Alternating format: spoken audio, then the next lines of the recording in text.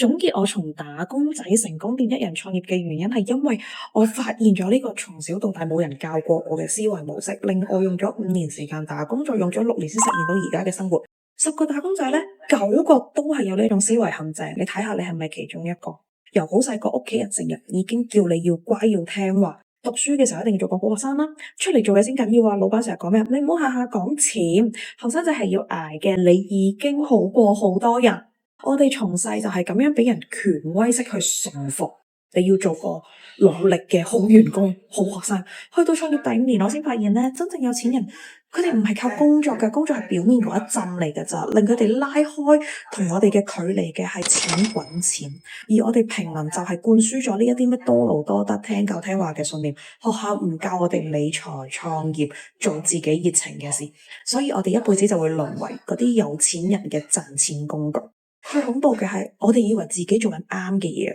如果你想擺脫傳統上班體制咧，唔係換工轉行業去進修，係清理潛意識入邊嗰啲窮人信念，了解自己想成為一個咩人，再換翻一個有錢人嘅腦袋，你就會發現賺錢係唔需要捱，係可以好輕鬆㗎。